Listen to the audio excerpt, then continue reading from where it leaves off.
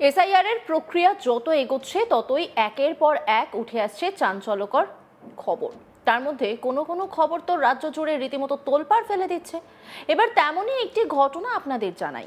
বীরভূমের সাঁইথিয়ার 14 নম্বর ওয়ার্ডে এসআইআর আতঙ্কে বিমান প্রামাণিক নামে বছর 52 এক ব্যক্তি জানে শেষ হয়ে গিয়েছেন বলে অভিযোগ। বিমান প্রামাণিকের পরিবার জানাচ্ছে, ভোটার তালিকায় পদবি ভুল থাকার কারণে 3 দিন ধরে মানসিক চাপে ভুগছিলেন তিনি। তার ভোটার কার্ডে নাম রয়েছে বিমান প্রামাণিক, কিন্তু 2002 এর ভোটার তালিকায় তার নাম দেখাচ্ছে বিমান পাল। নামের পদবি প্রামাণিকের পরিবর্তে পাল হয়ে যাওয়ায় আতঙ্কে ভুগছিলেন তিনি।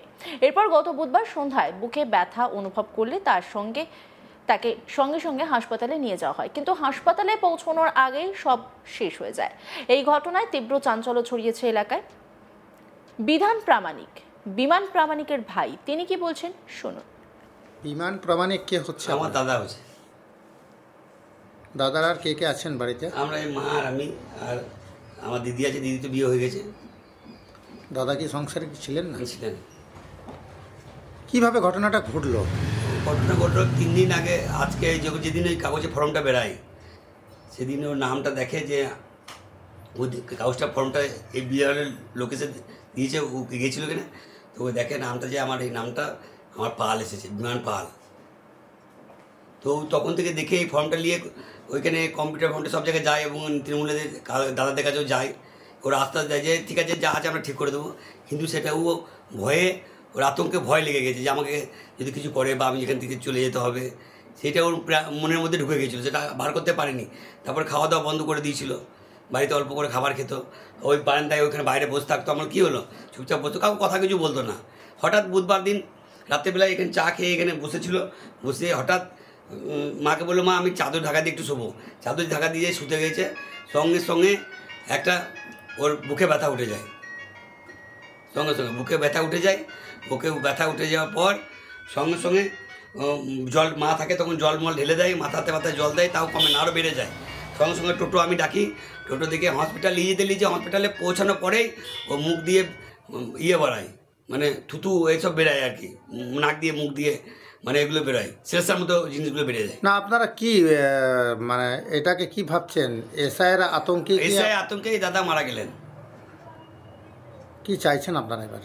আমরা চাইছি যে এসেছিল তৃণমূলের দাদা, দেবাদা সবাই এসেছিলো, ওরা আমাকে আশ্বাস দিয়ে গেলো, দেখি কী করা যাচ্ছে। আর আমরা চাইছি যে আমরা এখন কী করবো এই অবস্থায়, কার কাছে যাব? আপনার দাদা অর্থাৎ বিমান প্রামাণিক কি বলতেন যে আমার এসআইআর আতঙ্কের নাম না আসার জন্য, এরকম কিছু বলতো আপনাদের? ও তো আমাদেরকে কিছু বলতো না, কিন্তু আমাদেরকে ভয়ে বলতো না, কিন্তু ও তো আতঙ্কেই ছিল। ও তো খাবার দাবার বন্ধ, এইটুকু মা এইটুকু খাবার দিত, এইটুকু খাবার খেত, যে এতটা খাবার খেত এইটুকু খাবার খেত ভয়ে। সে পাল এসছে সেটা তো আমাকে বলেনি, পরে আমি দেখলাম যে এই ঘটনা। ও আমার দিদিকে ফোন করতো যে দিদি তোর পাল এসছে, তোর পাল চলে এসেছে, তাই বলছো, এই কথাটা বলতো আমার দিদিকে। আপনারা কি দাবি রাখছেন যে এসআইআর আতঙ্কেই? হ্যাঁ, এসআইআর আতঙ্কেই মারা গিয়েছে। এদিকে এই ঘটনায় ইতিমধ্যেই শুরু হয়েছে রাজনৈতিক চর্চা। শুনে নেওয়া যাক এই বিষয়ে কি বলছেন এলাকার কাউন্সিলর পিনাকিলাল দত্ত। এটা অনেকটাই সঠিক, কারণ এসআইআর আতঙ্কেই বটে। আর আমরা যখন বললাম যে ঘটনাটা কী, তখন দেখলাম ওই ছেলেটি তার ঘরে অনেক রকম কাগজ জড়ো করেছে। 2002 সালে ভোটার লিস্ট জড়ো করেছে, তার এমনি আধার কার্ড জড়ো করেছে, পরপর জড়ো করেছে। যখন আমার কাছে এটাকে দুবার এসেছিলো যে দাদা আমার 2002 যখন লম্বা লিস্ট দেখায় যে আমার পাল এসছে বিধান পাল প্রামাণিকের জায়গায়, আর বাবা এসছে অজিত পাল, আর দিদির এসছে পাল, তা আমার আর দিদির তাহলে কী হবে? আমি বললাম এর বাইরেও অনেক কিছু আছে, তুমি বাড়ি যাও, আমরা ঠিক করে দেবো। ও আশ্বস্ত হয়ে বাড়ি গেছিলো।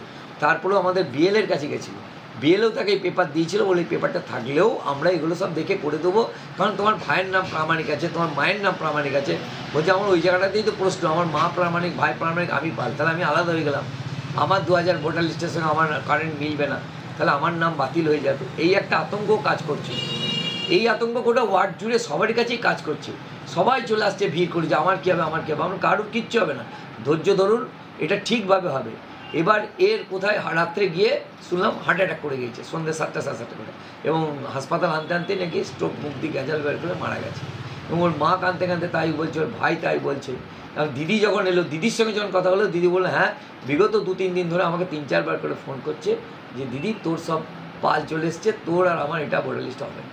তখন আমরা বললাম যে এই এসআইয়ের আতঙ্কটা ওর ভিতরে কাজ করছিল এবং তার থেকে এটা স্ট্রোক হয়ে গেল। এই পরিবারের পাশে দাঁড়ালেন? এই পরিবারের পাশে আমরা দাঁড়িয়েছি, আমরা সমস্ত তার সৎ কাজ এগুলো করেছি এবং আমরা আশ্বস্ত করেছি। এই নিয়ে আমরা দলীয় নেতৃত্বের উপরে জানিয়েছি, থানাতেও জানিয়েছি এবং আমাদের জেলা নেতৃত্ব এবং আমাদের রাজ্য নেতৃত্বের কাছে এই বিষয়টা জানিয়েছি। তারা কি নির্দেশ দেয় তারপর আমরা দাঁড়িয়েছি। অন্যদিকে বিজেপি নেতা ধ্রুব সাহা বলেন, আমি শুনেছি সাঁইথিয়া 14 নম্বর ওয়ার্ডের বাসিন্দা বিমান প্রামাণিকের নামের পদবি ভুল রয়েছে। তিনি হার্ট অ্যাটাকে জানি শেষ হয়েছেন, কিন্তু শাসক দল এই ঘটনায় এসআইআর এর উপর দায় দিয়ে এলাকায় আতঙ্ক ছড়াচ্ছে। ধ্রুব সাহা কি বলছেন শুনুন। আর লোক ছিছি করছে, মানুষ তৃণমূলের রাজনীতিকে ঘৃণা করছে। ভদ্রলোক দীর্ঘদিন ধরে হার্ট অ্যাটাকের সঙ্গে ভুগছিলেন এবং ওনার হার্টের অসুখ ছিল।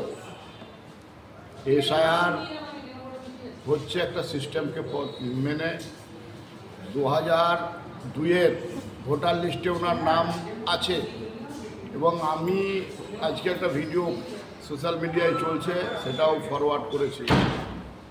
সেখানে বলা হচ্ছে যে যদি কারো নাম ভুল থাকে কোনো অসুবিধা হবে না, যে ভুলটা আছে সেটা লিখে দেবেন, সংশোধন হয়ে যাবে।